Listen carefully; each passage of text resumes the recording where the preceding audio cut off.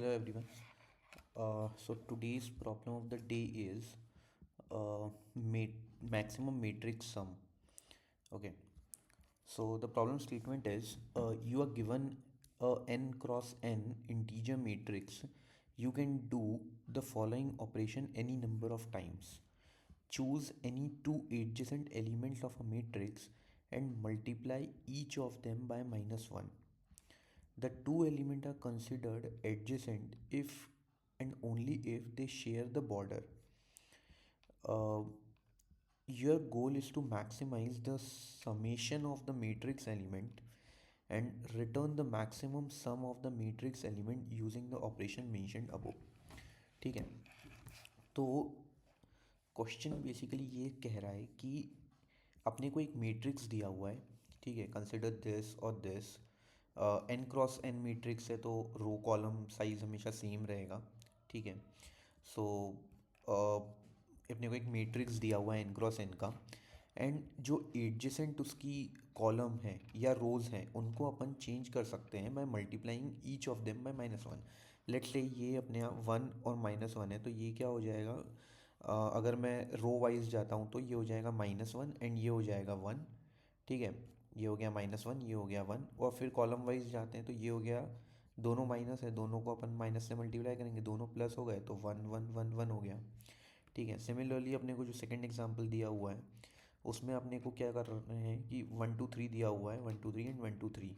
ठीक है, तो अगर अपन इन दोनों को मल्टीप्लाई करते हैं माइनस वन से तो क्या होगा कि ये टू हो जाएगा, ये थ्री हो जाएगा, बचेगा क्या ये.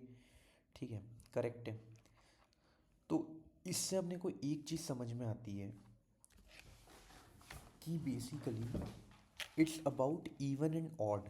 राइट, इफ़ यू सी कि अगर मेरे पास ऑड है, लेट्स से हियर अगर यहाँ पे ऑड है मेरे पास माइनस, तो मेरे पास एक तो माइनस बचता ही है आंसर में. ठीक है, लेकिन अगर मेरे पास इवन है काउंट माइनस का तो मेरे पास हमेशा जो रिजल्टेंट मैट्रिक्स आता है वो हमेशा पॉजिटिव रहता है, उसमें एक भी माइनस नहीं रहता है. So it's about the even and odd count of the minus. ठीक है, लेट्स से अपन एक एग्जांपल कंसिडर करते हैं कि मेरे को दिया हुआ है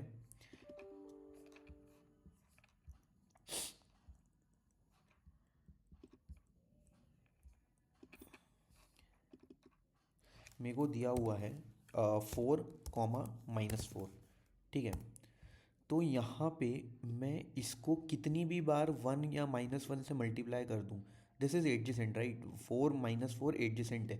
तो मैंने अगर इसको सबसे पहले माइनस वन और माइनस वन से मल्टीप्लाई किया, मतलब अगर इसको मैंने माइनस किया, इसको दोनों को अगर मल्टीप्लाई किया है तो ये क्या हो जाएगा, माइनस फोर हो जाएगा एंड ये फोर हो जाएगा. Correct, minus four and four हो जाएगा. अब मैं अगेन करता हूँ तो अगेन क्या होगा, ये हो जाएगा फोर, ये हो जाएगा माइनस फोर. मतलब मेरे पास हमेशा माइनस तो आएगा ही आंसर में.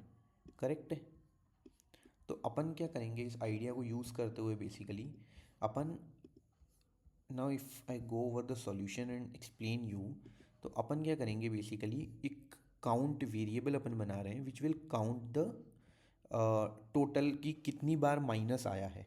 ठीक है, it will count that. This is the row and column, although this is same but we am counting it explicitly, but we can use the same because it's n cross n matrix, right? So यहाँ पे अपन count basically ये count कर रहा है कि negative कितनी बार आ रहा है. देन अपन सम कर रहे हैं, सम क्या कर रहे हैं अपन, एब्सोल्यूट वैल्यूज़ का. तो मेरे को अगर ये पूरा मैट्रिक्स दिया हुआ है तो मैं माइनस को भी प्लस कंसिडर करके मैं पूरे का सम निकालूंगा. ठीक है, पूरे का सम निकालूंगा एंड लास्ट में अपन उसको माइनस करेंगे. जो एक इंस्टेंस बचेगा ना अपने पास, एक माइनस जो बचेगा उसको अपन माइनस करेंगे उसमें से. तो दैट आई विल एक्सप्लेन.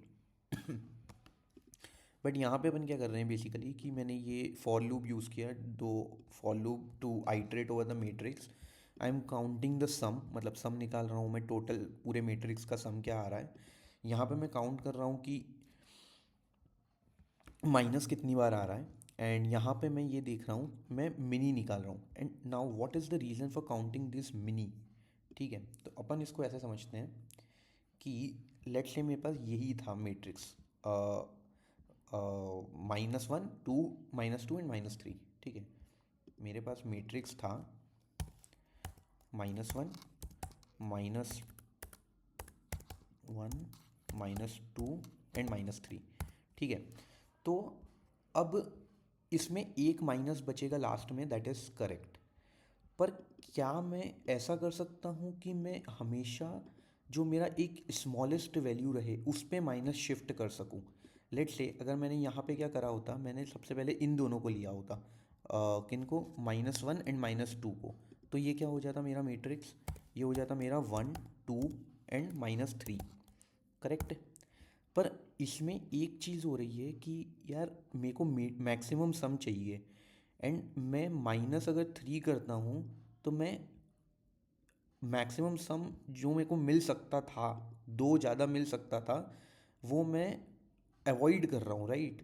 क्योंकि यहाँ पे क्या हो सकता था कि यहाँ पे मैं अगर 1 को लेता तो सिर्फ -1 होता उसमें से, सम में से, लेकिन अभी क्या -3 होगा, तो मैं अपना आंसर खो दूंगा, राइट? मेरे को जो आंसर मिलना चाहिए था वो नहीं मिल पाएगा।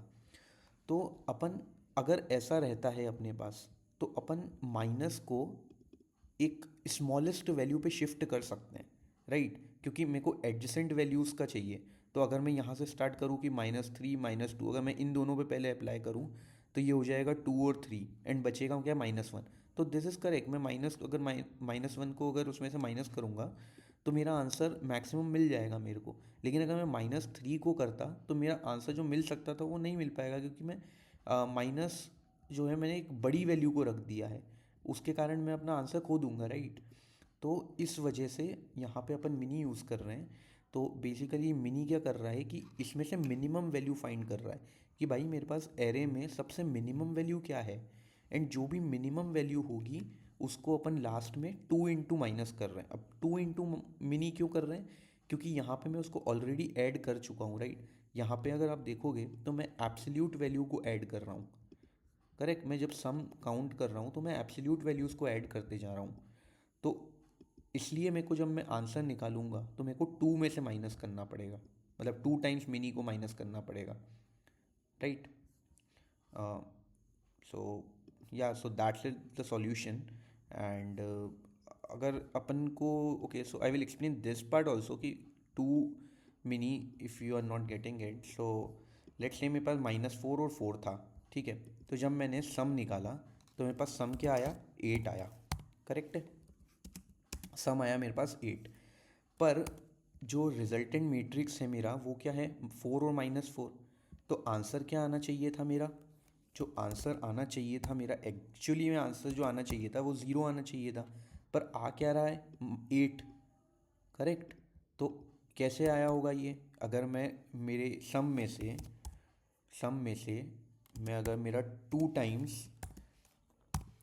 मिनी को माइनस करूँगा तो मेरा आंसर आएगा। ठीक है, करेक्ट है। सम क्या है मेरा, 8। तो 8 में से मैं अगर 2 टाइम्स 4 को माइनस करूँगा तो ही तो मेरा आंसर 0 आएगा। करेक्ट है। So you can use this formula also, और you can take the reference of this formula also to understand कि why we are subtracting -2 from this. Yeah, so that's the solution for this problem. Hope you have understood it.